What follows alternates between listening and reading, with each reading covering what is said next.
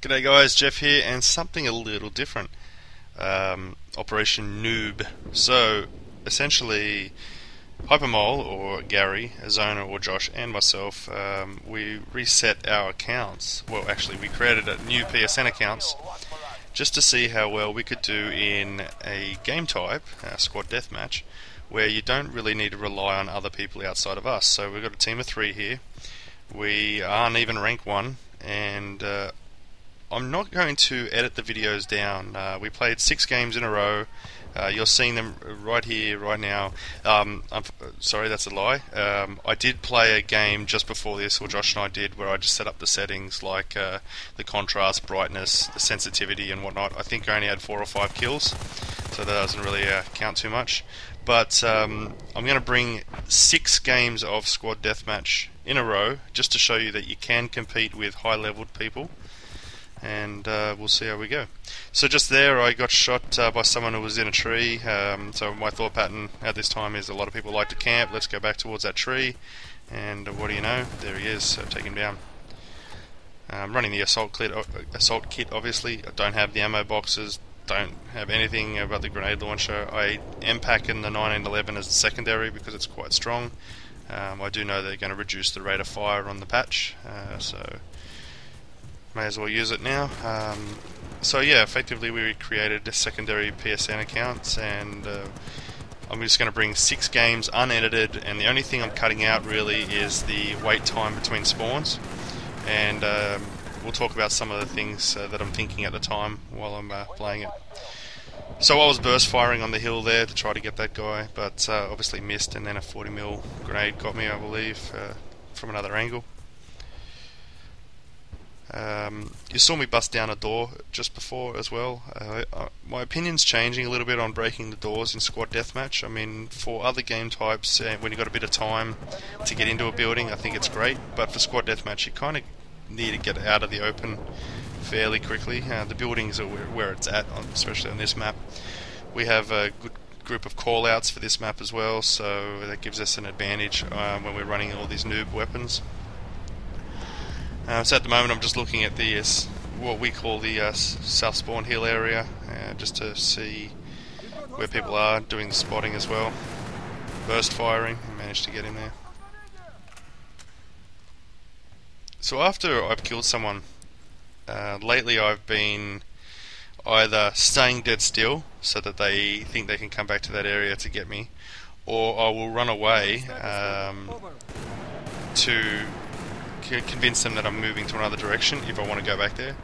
And the last one is just to run away. So when I do each type, I actually change my tactics. So if I stay in one spot for 5 seconds, they see that I'm in that one spot. After that I'll then move to another area where I could see, or I am close to. That's where the headset came in, I heard someone below me. So I actually move to where I can see or I'm close to the previous point, and that way if they come back for the revenge kill I can get them. If I run away and then double back, I'm hoping to keep an eye on where I ran away to initially to see if they want to come for the revenge kill, if they're smart about it.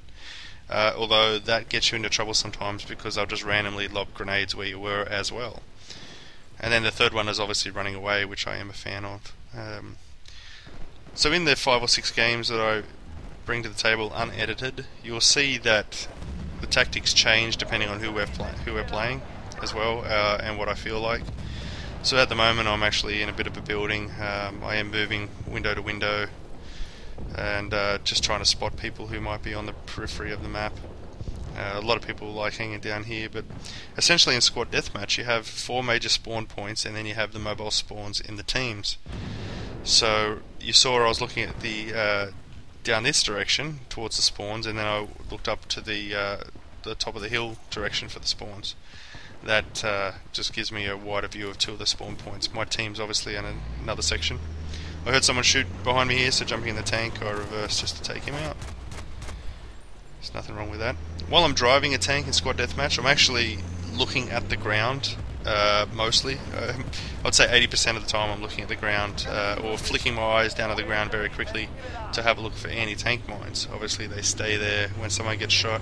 If someone lays them down and you kill them, it doesn't really matter, they stay there. So I look towards the ground, fire the main cannon at the ground if there's some dark areas. Although later in the match you do see though I do get killed by an anti-tank mine in part 2 of the video, and you'll see why as well, which actually gives you an idea of where you can drop some mines just to take out a tank. Even if the driver is astutely looking for them, he might not be able to see them. So because I'm bringing the videos in their unedited glory, apart from the spawn time, they're quite long. But you know, for this one, for instance, it's 3/4 of a match. Then for part 2, there'll be the end of this match and then the start of another match, and vice versa. So it might come out in about, I think 6 games might be 9 videos. But the reason I also want to keep it unedited is that a lot of people do send comments where they would like to see the entire gameplay, just to see how I do things, how people might kill me or whatnot. So you might be able to get some ideas for how you might want to try a few things that I do in my game.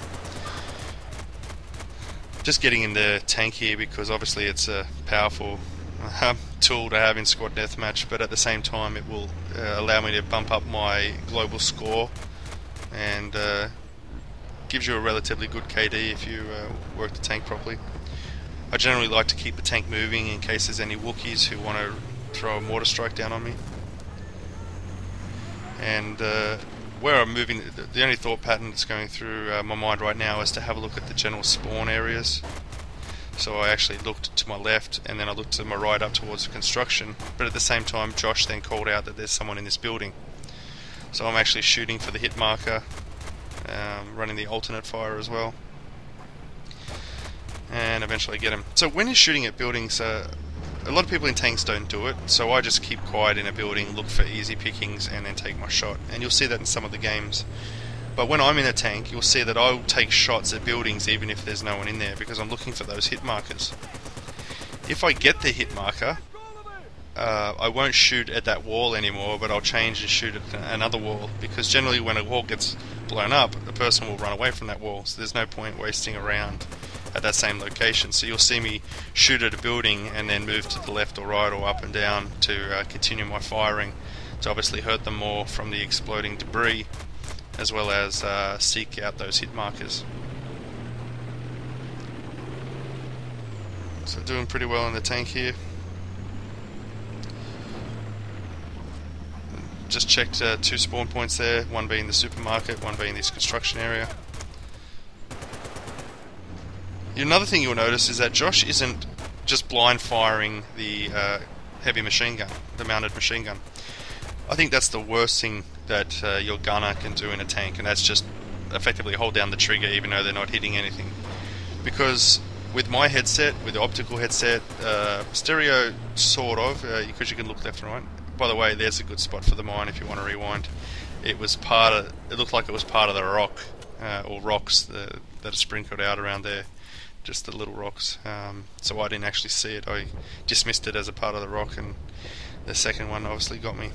So you'll notice what Josh was doing is not holding down the trigger and firing, because when you've got a good headset, I know exactly where the tank is if someone's doing that, and I can avoid it.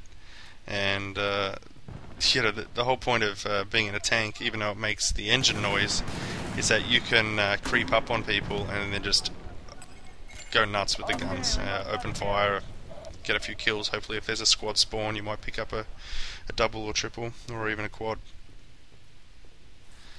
So I haven't died in a while. 15 minutes of fame means that I've just now played 15 minutes worth of Battlefield, so you can see that it's almost 10 minutes now on this game time, and like I said, I played a few minutes previously just to change some of the settings and contrast and whatnot.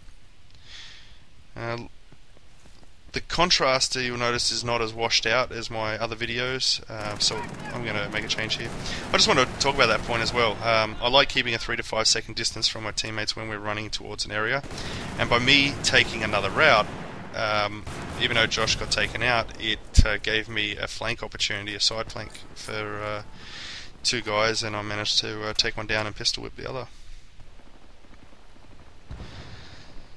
So with the AEK, obviously it's a little underpowered, so you can full auto it quite well at close to medium range, and I actually had a lot of fun. I'm not going to lie to you, I had a lot of fun going back to